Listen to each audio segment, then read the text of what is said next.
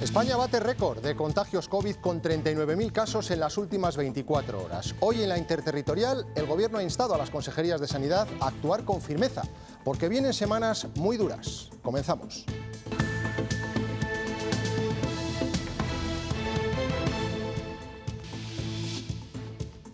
Estamos en un momento delicado, que nos estamos enfrentando a semanas difíciles y que es determinante la adopción de medidas que contribuyan a parar este crecimiento. Buenas noches. Una reunión esperada en la que también se ha hablado de los progresos en el plan de vacunación. El ministro asegura que ya hemos cogido la velocidad de crucero y la semana que viene habrá novedades. Daniel de la Fuente. Ya se han administrado el 50% de las dosis que se repartieron entre las comunidades autónomas y en las últimas 24 horas se han inoculado más de 93.000 dosis, lo que para Salvadorilla ya representa ese ritmo, esa velocidad de crucero. Para esta semana el objetivo es el mismo, acabar la vacunación en las residencias, seguir con los sanitarios de primera línea y la semana que viene se decidirán quiénes serán los grupos diana que continuarán ese plan de vacunación. La Junta de Castilla y León ha mantenido esta tarde una reunión con los hosteleros de la comunidad. El vicepresidente Igea les ha trasladado que el Ejecutivo va a duplicar las ayudas al sector. Tatiana Ojeda.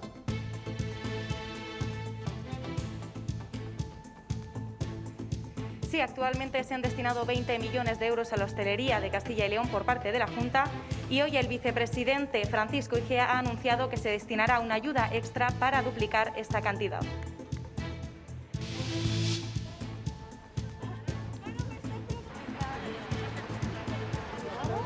Humana son los responsables y los usuarios de los centros deportivos haciendo una cadena humana hace apenas una hora contra las políticas restrictivas de la Junta. Consideran que cumplen con la normativa y que los gimnasios no son un foco de contagio.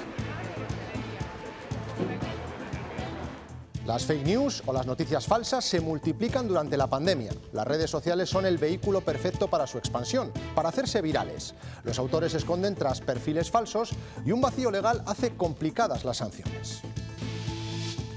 Es complejo, tanto por la opacidad que existe detrás de quien emite el bulo, de cómo la incontrolada difusión que se provoca de ellos. Hemos desmentido ya más de 800 bulos desde que empezó a circular información y desinformación sobre la COVID-19. Lo peor de la ola de frío ya ha pasado, pero esta noche volveremos a ver valores muy bajos en los termómetros. Serán los últimos coletazos de este intenso episodio invernal que dejaremos atrás. Este jueves por la tarde ya se notará el ascenso de las temperaturas.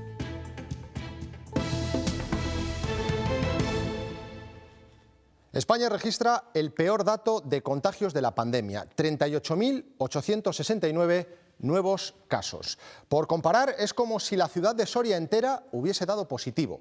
La incidencia sigue creciendo respecto a ayer en 40 puntos y está en 493 casos por cada 100.000 habitantes. Además, en las últimas 24 horas hay que lamentar la muerte de 195 personas. Hoy se ha reunido la sectorial de Sanidad y los ministros han pedido cautela. Han alertado de que vienen semanas muy duras. Daniel de la Fuente.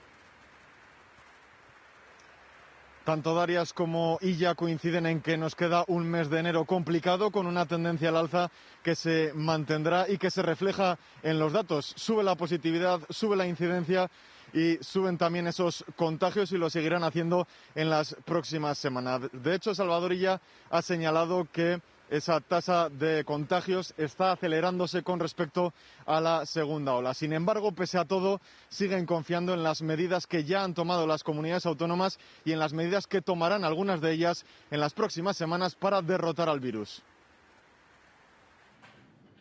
No ha habido autocrítica de las restricciones que se llevaron a cabo en Navidad. Se adoptaron las medidas que había que adoptar con la situación que teníamos a principios de diciembre. Pero ahora el crecimiento del número de contagios no solo es importante, sino también preocupante. Que estamos en un momento delicado, que nos estamos enfrentando a semanas difíciles y que es determinante la adopción de medidas que una vez más tendrán que ser adoptadas por las comunidades autónomas. Algunas ya las han empezado a aplicar. Es el ejemplo de Cantabria. Los centros comerciales permanecerán cerrados los sábados, domingos y festivos. Se limita el horario de apertura de los establecimientos abiertos al público no esenciales a las 17 horas. E a partir das 18 horas, a actividade da hostelería e restauración non estará permitida. El ministro de Sanidad ha destacado que se ha alcanzado la velocidad de crucero en la vacunación.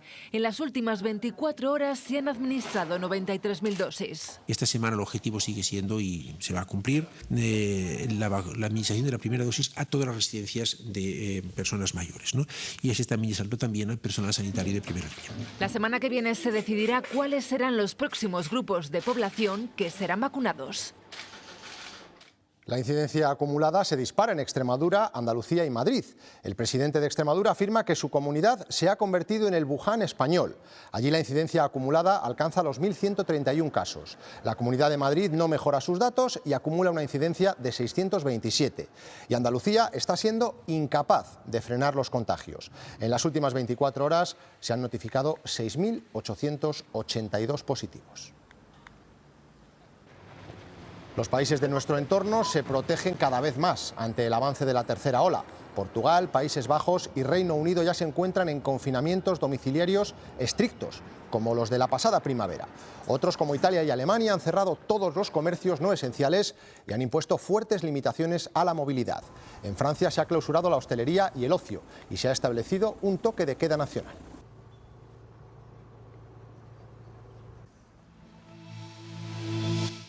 No lo hagamos nosotros, no lo haga nadie. Cada uno por el bien, no por el bien suyo, sino por el bien de todos. Porque esto cada vez va más, así que... Yo que estoy acostumbrada a salir, yo me pongo mala, yo tengo que salir de una manera o de otra. Es una medida de responsabilidad personal que debemos llevar a cabo. Sí, porque así a lo mejor no le echamos la culpa a los bares. Los políticos ya sabemos cómo funcionan, pero nosotros podemos funcionar mejor a nivel individual y a nivel colectivo.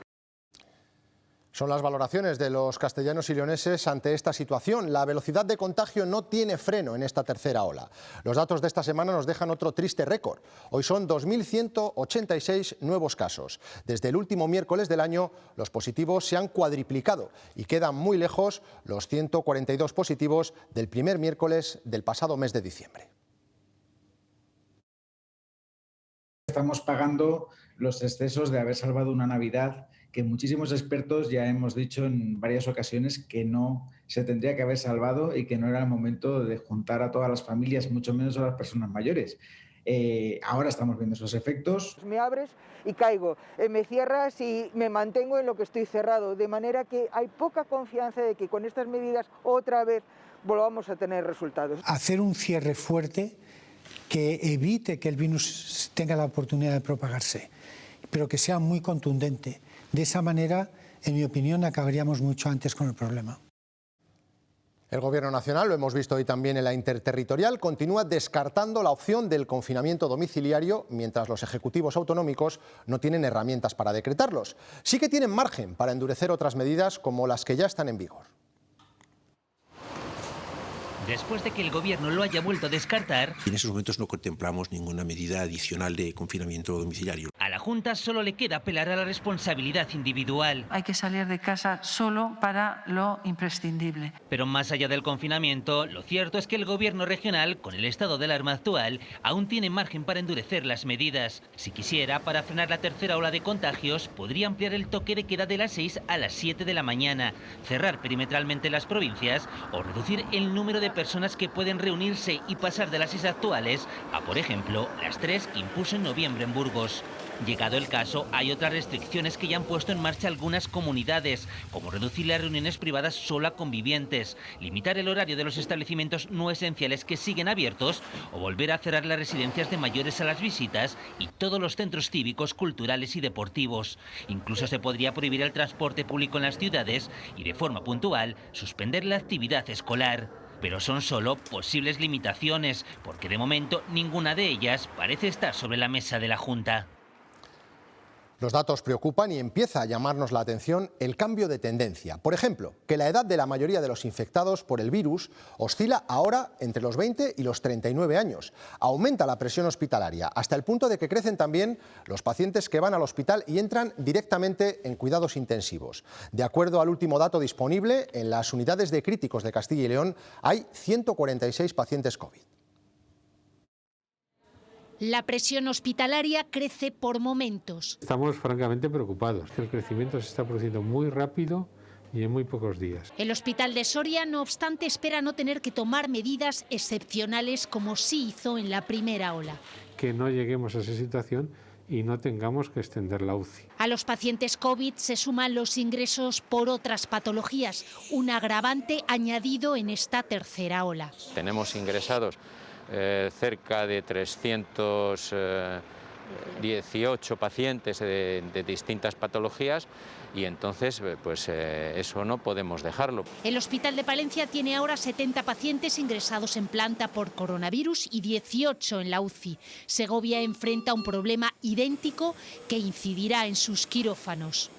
Y tenemos que aligerar un poco esa presión para que se puedan habilitar camas para los pacientes COVID. Entonces eso nos va a obligar a disminuir el ritmo de quirófanos. El esfuerzo se concentrará ahora en no anular operaciones prioritarias. Que son pacientes oncológicos y demás no tengan ningún tipo de retraso. Unos y otros confían que las restricciones recién implantadas hagan su efecto y la curva de contagios baje.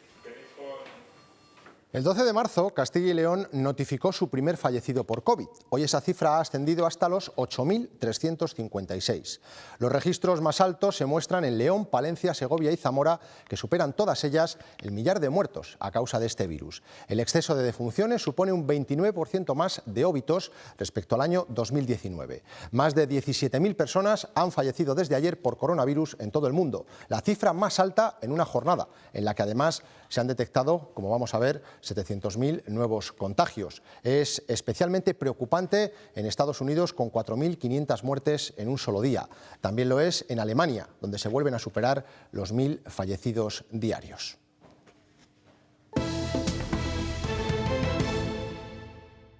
Los hosteleros se han reunido esta tarde de forma telemática con el vicepresidente de la Junta y con la consejera de Empleo.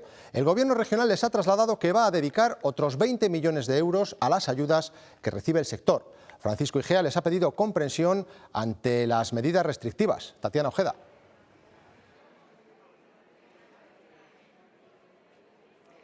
Sí, el vicepresidente ha pedido comprensión a los hosteleros y ha reiterado que las medidas restrictivas que ha establecido la Junta de Castilla y León son las necesarias para frenar el número de contagios. Además, ha declarado que no hay nada que justifique el número de muertos que está habiendo.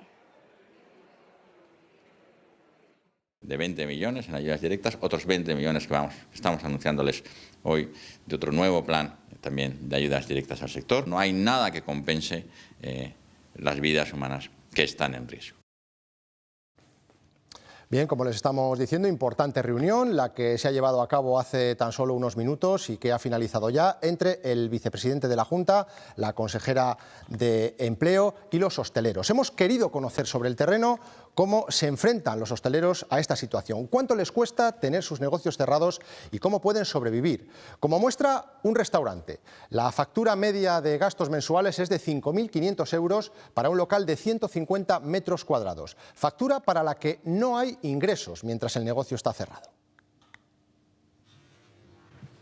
A este hostelero de Soria las cuentas no le salen. Con su restaurante cerrado debe hacer frente a unos costes fijos que no entienden de restricciones, por ejemplo la luz. Un restaurante de estas características vamos a poner el supuesto de que gastara 1.000 euros al mes, ¿vale?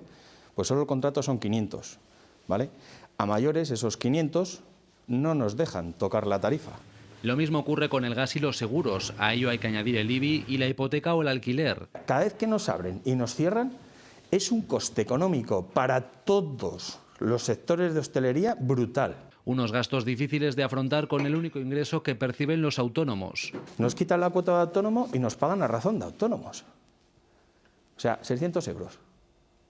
600 euros. O sea, un padre de familia con 3 hijos, creador de 8 puestos de trabajo, merece cobrar 600 euros. ¿Por qué no coges mi declaración de la renta y me pagas a razón de la declaración de la renta? No, me pagas a razón de 600 euros. Y sin ayudas, lamentan, solo les ofrecen créditos blandos para seguir pagando. Aquí, asegurado a 120. Yo siento un dolor profundo. Y no solo me estoy hablando de los hosteleros, ni de las actividades que pues hemos tenido que adoptar medidas de cierre. También hay actividades comerciales que están sufriendo los efectos de la pandemia. Yo lo que les digo es que el culpable de todo esto es el virus, el coronavirus, el maldito bicho. Precisamente hoy a las 9:30 en el programa de esta casa Cuestión de Prioridades, José Luis Martín entrevistará al presidente de la Junta para hacer balance de año en plena tercera ola del coronavirus. Con Alfonso Fernández Mañueco charlará sobre la pandemia y sobre los asuntos políticos de actualidad. El Partido Socialista no ha querido pronunciarse sobre si lo necesario es un nuevo confinamiento, pero sí que ha cargado contra la improvisación de medidas que dice tiene el Gobierno regional. Según Luis Tudanca, la Junta ya no tiene ninguna estrategia. No vamos a entrar en una subasta de medidas, pero fueron ellos los que dijeron, fue el señor Mañueco el que dijo en noviembre que tenían que tomar medidas para salvar la Navidad, frente a los que mayoritariamente estábamos diciendo que no, que había que salvar vidas y que había que proteger la salud. Y son ellos los que cambian cada semana de criterio. Si nosotros estamos dispuestos a apoyar las medidas y las restricciones que adoptan, sabiendo que eso tiene un coste, porque lo tiene, si sabemos a dónde van. El problema es que ya nadie sabe dónde va. Ya saben que además de la hostelería también se ha procedido al cierre de los centros deportivos en toda la comunidad, una medida para luchar contra el aumento de los contagios. En Valladolid esta tarde se ha convocado una protesta por parte del sector del deporte. Javier Aguado, ¿cómo ha transcurrido todo? Con una concentración humana lumínica, el sector de los deportes ha querido mostrar su indignación por el cierre de los centros deportivos. Respetando las medidas de seguridad, han querido demostrar su indignación. Afirman que el índice de contagio en los gimnasios es relativamente bajo, casi nulo, tan solo un 0,28%, y han incidido en los beneficios mentales y físicos que tiene sobre las personas, sobre todo ahora en época de coronavirus. El cierre de los centros deportivos alargará en toda Castilla y León al menos 2 semanas. Si hay que cerrar 3 meses, se cierra 3 meses. O sea, si se trata de salvar vidas humanas, evidentemente nadie va a poner ningún impedimento, ninguna pega, pero que estos cierres realmente sirvan para algo. Nos supone muchas pérdidas, porque el usuario al final también se cansa. Abrimos un mes, está abierto, volvemos a cerrar, volvemos a abrir, volvemos a cerrar. Una violación a nuestros derechos, a nuestro tiempo libre, a nuestra manera de evadirnos de nuestros problemas, de nuestra vida. Salud. Estamos convencidos que el hecho de que quieran cerrar los centros deportivos no implica que vayan a bajar.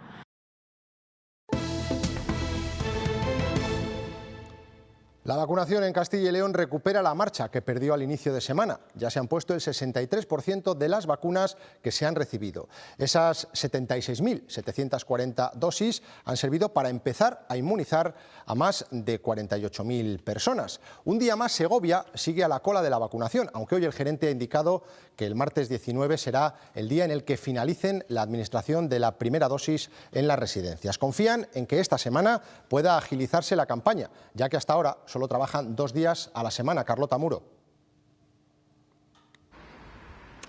Eso es, se espera terminar con la primera fase de la vacunación en los próximos 8 días. Descansarán solamente el domingo.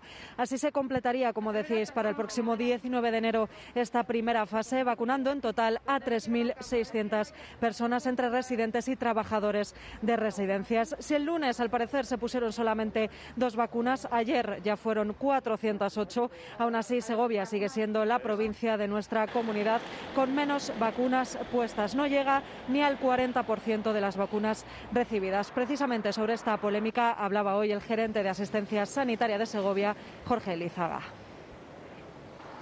El número de vacunas que teníamos, asignada a Segovia es el mismo que tenemos desde el principio. Insisto, el día martes 19 acabaremos con todas las primeras dosis y creo que eso va a ser como mucho 2 jornadas laborales o 3 después que otras áreas, incluso hay algunas que van a acabar el lunes 18. Tenemos que hablarles también de más de 100 contagiados por coronavirus en 2 residencias de ancianos de León que se habían vacunado previamente el pasado día 30 de diciembre. Todos los casos son asintomáticos o con síntomas leves.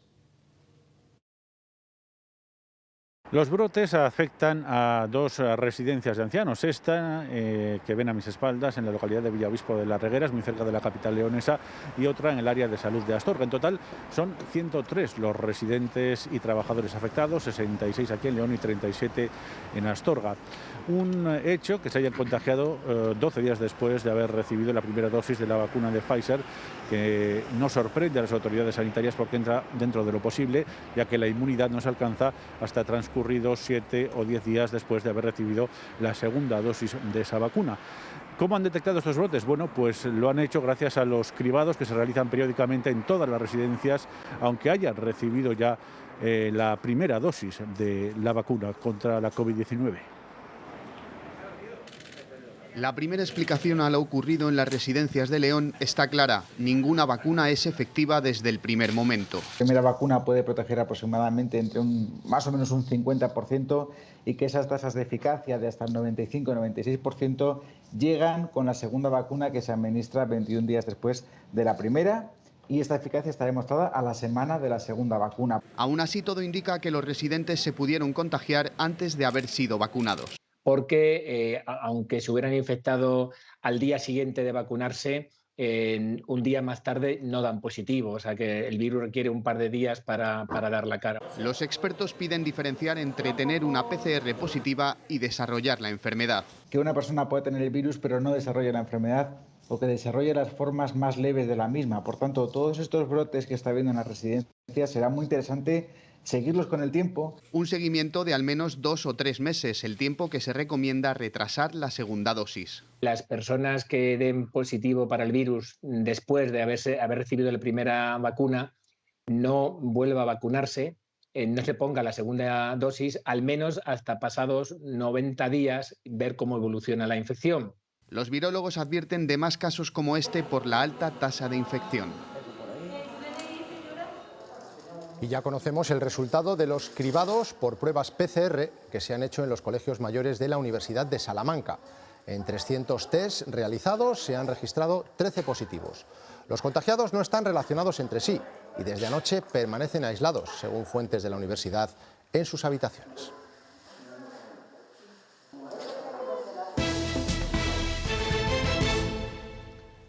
La reducción del volumen de ventas en Renault podría condicionar el futuro de las plantas en Valladolid y en Palencia.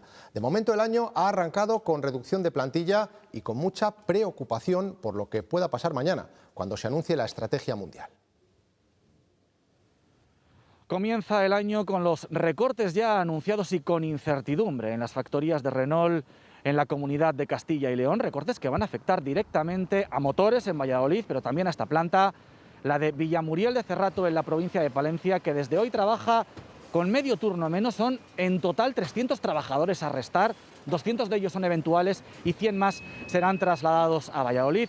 Todo ello en un contexto complicado, con mucha preocupación por la disminución de las ventas, todas las dudas sobre el futuro de las plantas de la firma del Rombo en la comunidad se van a despejar mañana con la presentación del plan estratégico, ese denominado Renolution, que los sindicatos del Comité Intercentros miran con mucho recelo.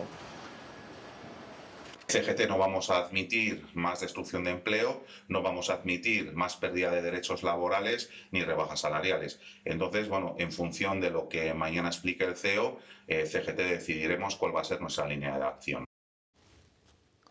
Segunda bronca, la que hemos vivido en las Cortes esta semana entre uno de los procuradores socialistas y el presidente de la Comisión de Investigación de las Eólicas. El lunes, José Francisco Martín llegó a decir que no sabían ni leer, ni escribir, ni firmar. Y hoy, esta que van a ver, era la bronca cuando se echaban en cara el cobro de dietas y el sueldo de cada uno.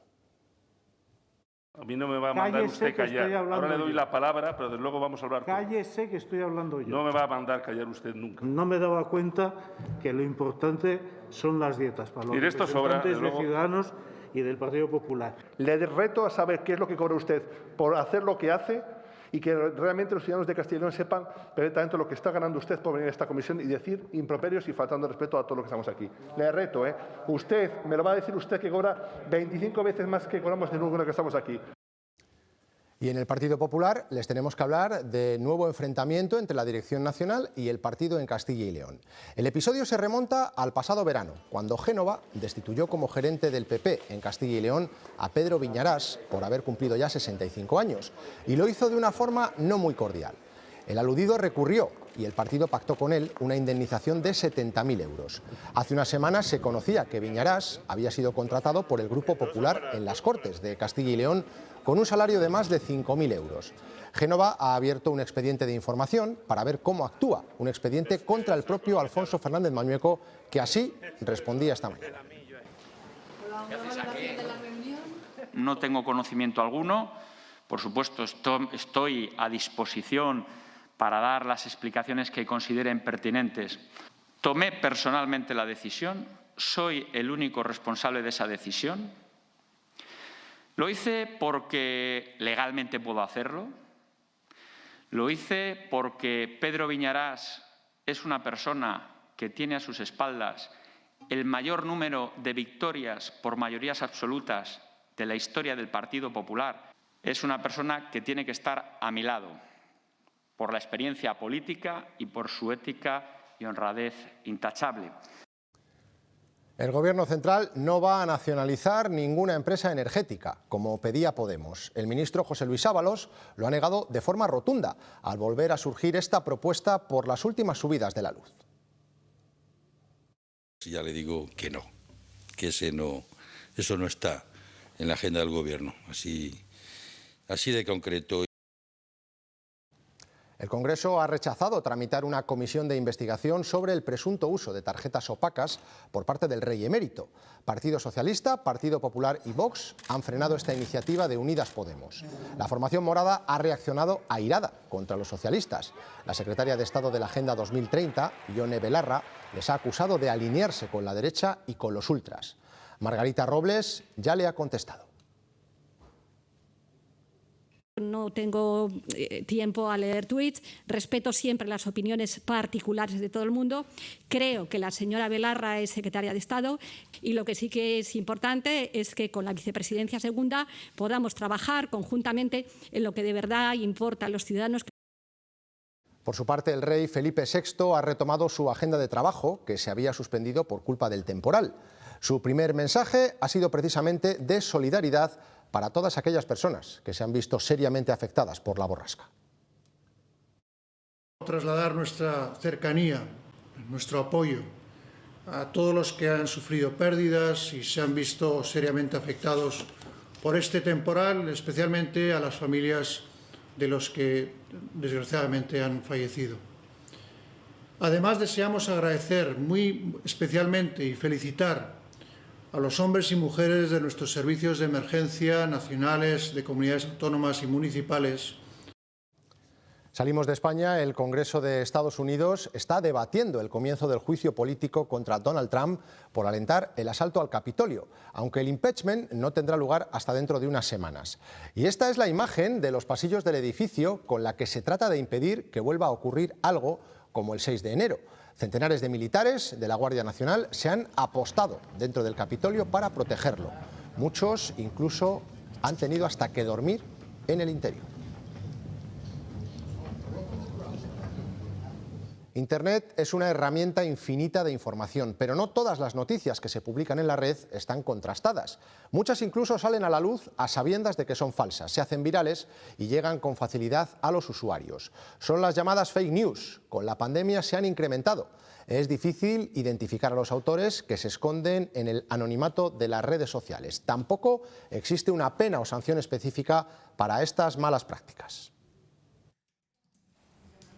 Identificar a quien difunde un bulo en Internet no es fácil. Tanto por la opacidad que existe detrás de quien difunde el bulo en muchos casos, como la incontrolada difusión que se provoca de ellos. La justicia no contempla el concepto de bulo, pero sí podemos pillar al infractor denunciando por otras causas. Están castigados con penas de hasta 5 años de prisión. Si la noticia falsa la ha publicado un medio de comunicación, que el medio que ha propagado esa noticia falsa rectifique y públicamente indique que era falso. El trabajo de rastreo muchas veces recae en las webs de verificación, aunque identificar todos los bulos que se difunden por Internet es prácticamente imposible. Entramos a verificarlo cuando tiene mucha difusión o cuando son contenidos muy delicados que pueden afectar a una parte de la población. Con la pandemia, las informaciones falsas han ido en aumento. Hemos desmentido ya más de 800 bulos desde que empezó a circular información y desinformación sobre la COVID-19. La actitud de los usuarios ante una noticia falsa también influye. Una parte muy importante en la que podemos contribuir para frenarla es no difundirla. Los bulos ya han cogido sitio fijo en Internet. Para nuestra tranquilidad, las instituciones siguen luchando para que cada vez sean menos. Pasan los días y las consecuencias del temporal de nieve siguen muy presentes en las ciudades de la comunidad. Es el caso de Ávila. Los trabajadores del plan de nevadas todavía no han terminado de retirar el hielo que se ha formado en las aceras. Hay problemas también en la circulación, en el tráfico. Para solucionarlo, como ven, no faltan las palas tradicionales e incluso la maquinaria pesada. Hoy 150 estudiantes del medio rural abulense no han podido acudir a clase por la imposibilidad de desplazarse. Y el hielo ha provocado esta otra imagen en Valladolid. Las tuberías se obstruyeron por el frío y reventaron. El agua salía a borbotones y fue necesaria la actuación de los operarios de la empresa concesionaria. La policía local tuvo que cortar la calle, que quedó reabierta horas después. Nosotros nos vamos, les dejamos con una de las imágenes que también nos ha dejado este frío invierno hoy en la comunidad, la cencellada. Es niebla helada que se mezcla en este caso con el resto de las nevadas que han caído el pasado fin de semana en la región. Pueden seguir informados en nuestra web, ciltv.es, y les recordamos que en unos minutos, después del tiempo, José Luis Martín entrevista al presidente de la Junta. Será a las 9:30, en Cuestión de Prioridades. Hasta mañana.